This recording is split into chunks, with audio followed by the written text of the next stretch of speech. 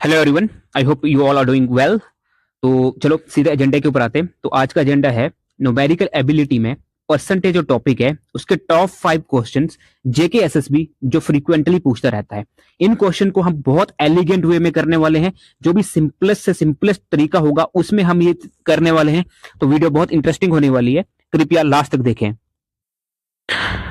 तो क्या है ना, हम क्या पढ़ रहे थे अभी तक? हमने परसेंटेज पढ़ा है, सारा खत्म कर चुके हैं। प्रॉफिट एंड लॉस एक ही वीडियो में हमने पूरा का पूरा खत्म कर दिया है। इसके बाद हम क्रोनोलॉजी में ये सब टॉपिक्स खत्म करेंगे। फिर हम ये चीज भी करेंगे, परमुटेशन, कॉम्बिनेशन, प्रोबेबिलिटी और मेंसुरेशन। ये सब मेरे बारे में है, पॉज करके देख सकते हो। ओके, पहला क्वेश्चन है कि prices of two articles are in the ratio 3:4। लिख दो 30:40। 3:4 को सिंपलीफाई करने के लिए हमने 30:40 लिख दिया, मतलब तो एक ही है ना। If the price of the first article, मतलब इस वाले का भी इंक्रीज बाय 10%, 30 का 10% कितना होता है? लिख दो 33। समझ आ रही है? 33। And that of second article by RS 8। इसमें हमने 8 से इंक्रीज हुआ है, 8 से इंक्रीज हुआ है, लेकिन बाद में देखते हैं इस चीज को। Find the original ratio remains, और बोल रहा है कि 8 रुपए ऐड करने से ओरिजिनल रेशियो जो है वो सेम रह रही है। मतलब पहले का रेशियो 3:4, इसमें 33 बनने से फिर से 3:4 होगा।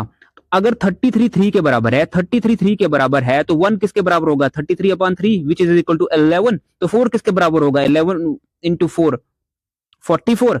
ठीक है, मतलब नई रेशियो हमारे पास आ गई 33:44। ठीक है, पहले हमारे पास 30 था, 40 था, उसके बाद बन गई 33 और ये 44। अब क्या बोलता है कि जो सेकंड आर्टिकल था, सेकंड आर्टिकल जो हमारे पास था, देखो ये जो हमारे पास है ये 8 रुपए से बड़ा है। ठीक है, मतलब ये वाला डिफरेंस जो है ये 8 रुपए के बराबर है। तो है कितना ये डिफरेंस? 4। मतलब 4 का डिफरेंस हमारे पास 8 रुपए के बराबर है। ठीक है, 4 का डिफरेंस अगर हमारे पास 8 रुपए के बराबर है तो एक का डिफरेंस हमारे पास 2RS के बराबर हो जाएगा। तो ठीक है, मतलब पहले जो ये 30 था ये हमारे पास 60 होगा, ये जो 40 था ये हमारे पास 80 होगा, नया जो बना हमारे पास ये 66 बना, और नया 44 जो हमारे पास बना ये हमारे पास बन जाएगा 88। ठीक है, समझ आ गई इतनी बात? तो अब क्या बोल रहा है? 88, सॉरी। अब क्या बोल रहा है कि original price of the second article कितनी थी? तो हमने निकाल दी, वो 80 थी हमारे पास। ठीक है, देखो ये तो आप कर लोगे आराम से, बहुत सिंपल है। इसमें ऑप्शंस मैंने खुद से बनाए हुए हैं। क्यों बनाए हुए हैं? कि मैं चाहता हूं आप इस क्वेश्चन को करो, ऑप्शन के साथ भी करो। तो देखते हैं ऑप्शन के साथ हम कैसे कर सकते थे। देखो ऑप्शन देखो, पहले तो देखो कि रेशो क्या है इनकी, 3:4 है ना। 3:4 रेशो है इनकी। अब बोल रहा है कि ओरिजिनल रेशो है वो भी सेम रही है, मतलब बाद में भी 3:4 की रेशो रहने वाली है। अब बोल रहा है कि हमको प्राइस निकालनी है सेकंड आर्टिकल की। तो सबसे पहले क्या करना है कि जो सेकंड आर्टिकल की प्राइस होगी वो 4 के मल्टीपल में होगी। तो ऐसा ऑप्शन देखना जो 4 के मल्टीपल में होगा। यहाँ पे 70 लिखा है, ये तो एलिमिनेट हो जाएगा, ये 4 के मल्टीपल में नहीं है। बचा 80, बचा 40, बचा 60। इसमें हम ऑप्शन इसमें हम उठाएंगे। चलो हमको पता है कि इसका आंसर 80 है, तो 80 को ही देखते हैं। देखो अगर यहाँ पे पहले दूसरी आर्टिकल का प्राइस 80 होगा तो इसका मतलब पहली आर्टिकल का प्राइस कितना होगा? ये 3 का है तो ये 60 हो जाएगा ना। अगर 4 हमारे पास 80 है तो 3 60 के बराबर हो जाएगा। ठीक है, अब बोल रहा है कि फर्स्ट आर्टिकल जो है वो इंक्रीज हुई है 10% से, मतलब 60 का 10% 6, ये बन गई 66।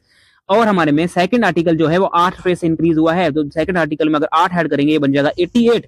ठीक है, अब देखो इनका रेशियो देखो, ये 22 से मल्टीपल डिवाइड हो जाएगा, ये बन जाएगा 3, ये 22 से ये बन जाएगा 4, फिर से वही रेशियो बन रहा है। तो मतलब ये वाला ऑप्शन हमारा बैठ गया। तो इस तरह से भी हम क्वेश्चन कर सकते हैं। आई होप आपको समझ आ रही है। चलो इसी तरह से दूसरा क्वेश्चन करते हैं कि एक इलेक्शन में एक कैंडिडेट जिसको 25% मिले वो हार गया, मतलब 25% वाला ऑफकोर्स हार ही जाएगा, वॉज डिफीटेड। मतलब एक लूजर है एक विनर है। अगर लूजर को 25% मिल रहे हैं, 25% मिल रहे हैं, तो विनर को कितने मिलेंगे? इसको मिलेंगे 75%। ठीक है, यहां तक समझ आ गया। अब क्या बोल रहा है कि जो लूजर है वो हार गया 270 से, मतलब इसके बीच का डिफरेंस जो हमारे को 50% मिल रहा है वो हमारे पास है 270 के बराबर। ठीक है, अब क्या बोल रहा है कि यहाँ पे सिर्फ 2 कैंडिडेट्स है, जो ही हमने लूजर और विनर लिखा यही 2 कैंडिडेट्स है हमारे। और टोटल नंबर ऑफ वोट्स, मतलब टोटल निकालना है हमको, 100% निकालना है हमको, 100% ही होगा ना टोटल। तो 50% हमारे पास 270 है, तो 100 कितना होगा? इसको 2 से मल्टीप्लाई कर दो, ये बन जाएगा 540। 100% कितना आ जाएगा हमारा? 540। बहुत सिंपल क्वेश्चन। ठीक है, ऐसे क्वेश्चन आते हैं एग्जाम में, बहुत सिंपल है लेकिन आते भी हैं। ठीक है, चलो तीसरा क्वेश्चन जल्दी जल्दी खत्म करेंगे। वीडियो लंबी नहीं करेंगे, बस खत्म करेंगे जल्दी।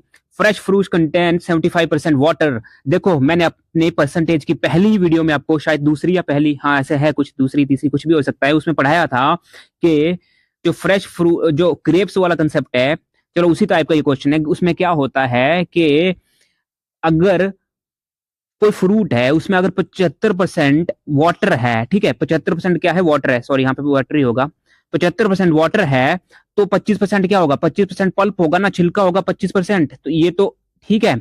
अब क्या हो गया कि वो जो फ्रेश फ्रूट था वो सूख गया, सूखने के बाद क्या होगा, जो ड्राई बन गया, वो ड्राई फ्रूट का कितना है, 20% वाटर। अगर 20% वाटर है तो 80% क्या होगा, इसमें पल्प होगा। लेकिन सुनो मेरी बात, पल्प और पल्प तो हर केस में कांस्टेंट रहने वाला है।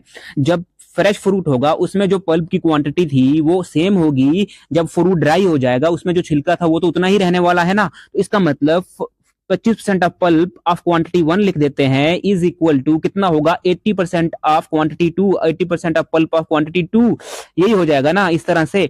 इससे हमारी 1 और 2 क्वांटिटी की रेशियो निकल जाएगी, 1/2 कितना आ जाएगा, इज इक्वल टू 80 ऊपर ही रहेगा 80%, और 25 यहां से नीचे आ जाएगा, 25 हो जाएगा। ठीक है, इससे हमारी रेशो निकल जाएगी, 1/2 की जो रेशो है वो कितनी बन जाएगी, ये 16 से हो जाएगा, ये कितना 5 से 16/5 आ जाएगा। मतलब 1:2 जो हमारे पास है वो बन जाएगा 16:5, यही बन जाएगा ना। यहां तक आपको आराम से समझ आ रही होगी। ठीक है, अब क्या पूछ रहा है कि जो ड्राई फ्रूट है वो उसका 300 केजी वेट है, मतलब ड्राई फ्रूट क्या है, सेकंड क्वांटिटी की हमारे पास जो रेशो निकली थी 5 थी, तो 5 जो है वो 300 के बराबर है। 5 अगर 300 के बराबर है तो 1 आ जाएगा हमारे पास 60 के बराबर। तो हमको निकालना फ्रेश की रेशो कितनी है, 16, तो 16 से मल्टीप्लाई कर दो 60 को, ये बन जाएगा हमारे पास 960। समझ आ गई आपको? ठीक है, बहुत सिंपल क्वेश्चन है, बहुत सिंपल। और इसी टाइप के 5-6 क्वेश्चन अलग अलग टाइप के मैंने करवाए थे अपनी वीडियोस में। अगर आपने नहीं देखी है वो तो प्लीज उस सीरीज को पूरा देखें, बहुत फायदेमंद है आपके लिए। क्वेश्चन 4 फिर से एक हलवा क्वेश्चन, मैंने अपनी वीडियोस में भी समझाए हुए हैं। ए रिडक्शन ऑफ 20%, ठीक है, 20%, आपके दिमाग में जब भी 20% दिखे तो ये याद आना चाहिए कि 20% की जो फ्रैक्शन होती है वो 1/5 होती है। अब क्या बोल रहा है कि प्राइस में रिडक्शन हुई है, मतलब अगर पहले प्राइस 5 थी, अब एक कम कर देंगे तो प्राइस क्या हो जाएगी, 4 बन जाएगी। ये हमारी प्राइस थी। और मैंने आपको इतना भी समझाया था, जब हमारी प्राइस कम होती है, ठीक है, तो उससे क्या हो जाता है कि जो हमारी कंजम्पशन है वो हमारी उसी प्रोपोर्शन में बढ़ जाती है, और प्राइस हमारी अगर बढ़ जाती है तो कंजम्पशन हमारी उसी प्रोपोर्शन में कम हो जाती है। तो हम जब प्राइस उस प्रोपोर्शन में बढ़ेगी तो उसको उल्टा हो जाएगा कंजम्पशन। तो कंजम्पशन अगर हमारी 4 होती थी पहले, तो अब हमारी 5 हो जाएगी। ठीक है, 5 से यहाँ 4 हुआ, यहाँ 4 से 5 हुआ। ठीक है, ये बात समझ आ गई आपको? अब और क्या बोल रहा है कि ये सब होने की वजह से एक जो हाउसवाइफ है वो 5 केजी मोर खरीद सकती है 1200 रुपए में। अब देखो, पहले वो इस प्राइस में इतना खरीद रही थी, इस प्राइस में कहाँ गया, इतना खरीद पा रही थी, अब वो इस प्राइस में इतना खरीद पा रही है, 5 का महल है 4 खरीद पा रही थी, अब इस प्राइस में 5 खरीद पा रही है। तो कितना ज्यादा खरीद पा रही है, इनके बीच का डिफरेंस आ जाएगा 1 का डिफरेंस है, तो ये 1 ही हमारे पास 5 हो जाएगा। अगर 1 5 था तो पहले कितना खरीद पा रही थी, ये 20, अब कितनी खरीद पा रही है, 25। ठीक है, 25 केजी। अब पूछा है कि रिड्यूस प्राइस, ये वाला जो हम खरीद पा रहे हैं इसका रिड्यूस प्राइस कितना होगा, तो 25 खरीद पा रही है, टोटल कितना है 1200 रुपए, तो 1200/25 जब हम करेंगे तो इसका आंसर बन जाएगा हमारे पास 48। जल्दी खत्म, कितना आसान क्वेश्चन और मजेदार क्वेश्चन। ओके, वाटर टैक्स, कोई वाटर टैक्स है, इज इंक्रीज बाय 20%। देखो क्वेश्चन आपको मुश्किल लगने वाला है लेकिन है बहुत आसान। Water tax is increase by 20%, 20% से कोई टैक्स इंक्रीज होता है तो हमारी जो कंजम्पशन है वो 20% से घट जाती है।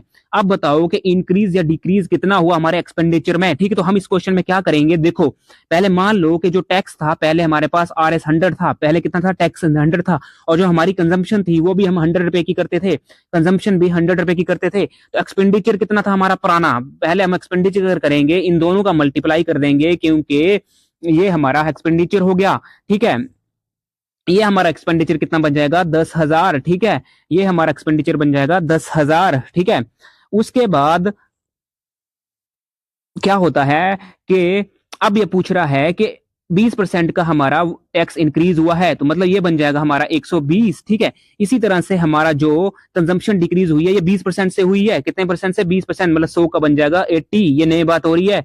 अब दोनों, अब इस केस में एक्सपेंडिचर कितना होगा, इन दोनों को मल्टीप्लाई कर दो, 120 इंटू 80, ये हो जाएगा हमारे पास 9600, ये हमारे पास 10,000 था, ये हमारे पास 9600 था, ठीक है। तो अब हमारे को ये जानना है कि एक्सपेंडिचर हमारा कम हुआ या बढ़ा है? कम हुआ है ना, कितना कम हुआ है? 400 का, तो कितने में से? 10,000 में से, तो 400 बटा जो 10,000 होता है वो हमारा हो जाता है 4% के बराबर। 4% की रिडक्शन हुई है एक्सपेंडिचर में, 4% की रिडक्शन हुई है एक्सपेंडिचर में, ठीक है। क्वेश्चन बहुत हल हुआ था, ठीक है। ओके, थैंक यू देन, यही था आज के लिए। तो इसी तरह की वीडियोस के लिए प्लीज बने रहे चैनल के साथ, सब्सक्राइब करें, शेयर करें दोस्तों के साथ जो बहुत सीरियस है स्टडीज को लेके। Thank you.